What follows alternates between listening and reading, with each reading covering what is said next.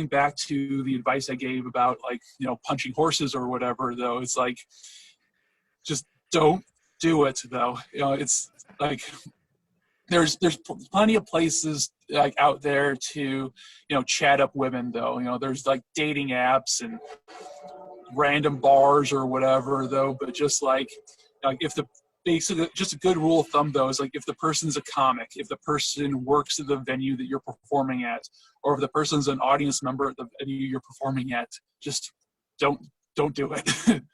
Yeah, I'm a bit like that as well. So I run a night, and I'm a bit iffy about trying to go things any other way. I think it's like you're mixing things that shouldn't be mixed in together.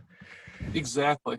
I years ago, I was working at a particular workplace, and I ended up seeing somebody that I was working with, and I remember hearing people saying like, "Hey, you should never date a coworker," and I'm thinking like, "Oh, that's just advice for stupid people. I got this." And then I saw her for a bit, and then we broke up, and things got extremely awkward. So you just have to think about that on the flip side, though. Sure, this person could be really great in many different ways, though. But if things go south, and let's face it, things go south, things are just going to get awkward whenever you show up at that particular open mic or whatever. Okay. Sorry about that, but I'm with my parents during lockdown, and my mum was something. Just about half an hour, okay? I'm sorry about that awkwardness. I really That's cool. Sometimes I've included bits where my parents or anything has gone in between because I think it makes it funny. Yep. But please go through what you said again. I'm sorry about that. Okay.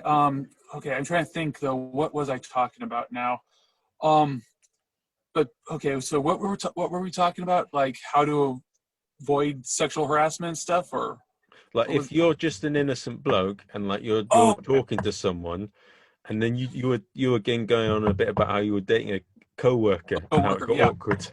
So we ended up breaking. Well, me and my coworker, when I was dating a coworker, we broke up, and things got extremely awkward at the workplace the rest of the time I was there, before I moved on to something else. So it's just one of those things to think about, though. It's like if you're talking with a comic, man, woman, whatever, and you go like, wow, this person's really great in whatever way you want to think about it, things go south. And you know, if providing you actually do go on a date with this person though, and things go south though, it's like whenever you show up at that open mic, that showcase, that city or whatever, things you'll just keep seeing that person, and it's just going to get weird, you know? And I like doing comedy though. I don't want things to get weird, you know? It's like I don't want to walk into a venue and go like, oh crap, they're here, you know?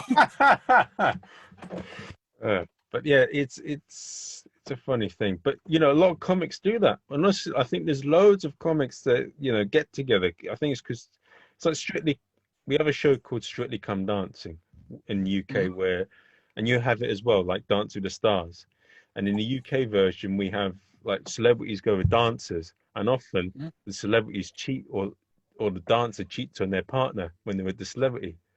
And the thing is, if people are in close contact, man or woman, or if you're gay or lesbian and you're into that sort of thing, if you're with someone all the time like that, feelings are going to grow, things are going to happen.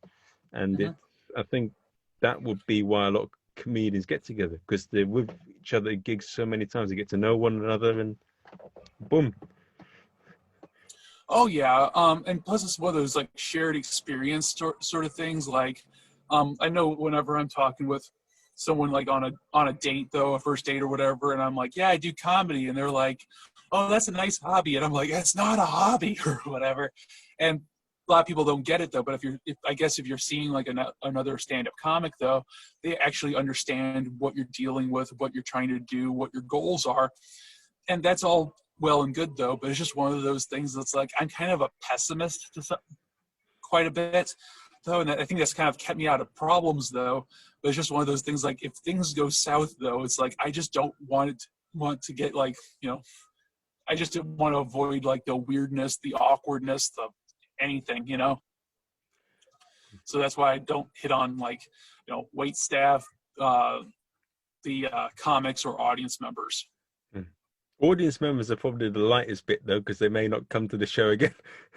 Oh yeah, most definitely. But nonetheless, though, like they could, like you try you hit on the wrong audience member, things could go south or Mm. whatnot.